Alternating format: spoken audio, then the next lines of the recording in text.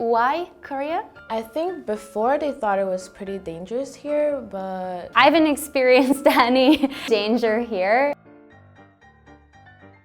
안녕하세요. I'm Jordana from Italy. I'm Ikram, I'm from Sweden and I'm 22 years old. 저는 미국에서 온 크리스티나입니다. 반갑습니다. Personally, I think that Italian people don't really think about Korea in the last few years because of K-pop and how big it has become. But before that, I doubt that Italian people actually thought about Korean being a separate thing from Japan or China. Before, Sweden didn't have a lot of information about Korea. I didn't hear a lot about Korea in growing up in middle school. It wasn't until high school I started hearing more about Korea, and it was because of K-pop. These days, K-pop is really big in Sweden. Like when I talk to my little sister, for example, she just started high school and everybody listens to K-pop and stuff, so it's changed a lot. Like more people are excited to come to Korea and learn about Korean stuff. Before, there was not much exposure about Korea. A lot of Americans just didn't know about the culture here. But nowadays, I think there's a lot more Korean restaurants, there's a lot more Korean culture, and pop music is becoming more popular. So I think nowadays, more Americans are interested in coming here compared to maybe 4 years ago around this time. They saw Asian, that's it. The one thing I noticed about my own country was when I told people I was gonna move to Korea, they all thought Korea was China. So it was more ignorant thoughts like that. I think because some Americans, they don't know much about the cultures in Asia and the differences between the countries. Maybe they'll mix up certain foods that are popular in the country, maybe the sounds of language because they don't know, they don't hear it and they're not exposed to it. So sometimes Americans can be confused with some of the cultures of the different countries in Asia. Yeah, from my experience.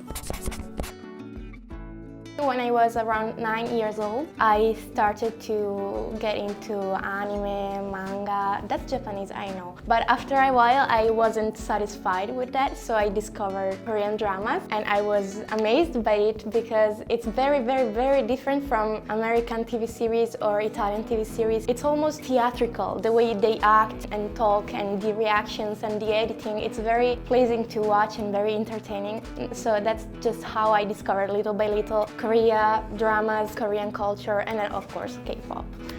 My best friend in Sweden was really into K-pop, so she introduced me a little bit and I started listening to it, and I got interested in learning Korean because I always wanted to learn an Asian language. I think it started off, I found some K-pop dances on YouTube, and at the time I was really interested in learning different dances. So I started learning some K-pop dances, and then I joined a K-pop dance team, and I started meeting people who were Korean and they talked about Korea. So I started looking up more about Korea on YouTube and I learned more about the culture. So I think gradually I became more and more interested in different aspects of the culture.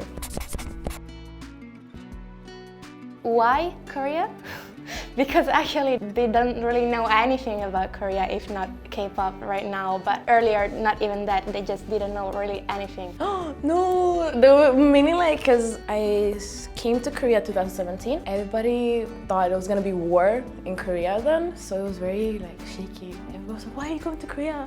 No. My mom worried, but I just reassured her that it's not gonna be war. People were quite surprised when I said I wanted to go to Korea. It's just so different with the culture and the language, and it's so far from America. So people were very surprised, and I think people just didn't really know much about Korea, maybe compared to other countries. So they were a little confused, oh, why are you going to Korea? Because they didn't understand the culture and what's popular there as much.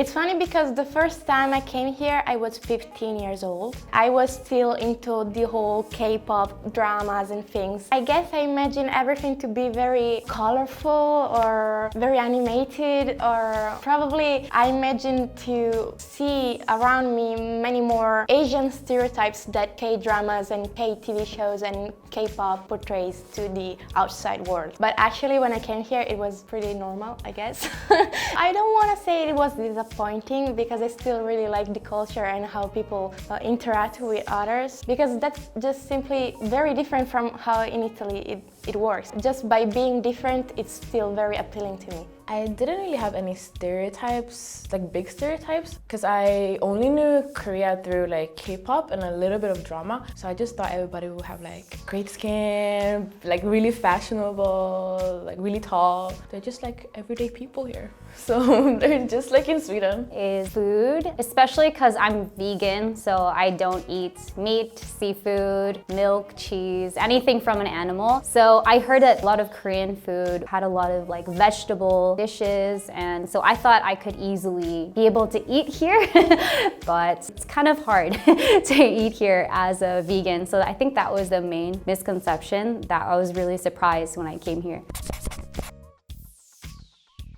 Once I came here, I thought about it.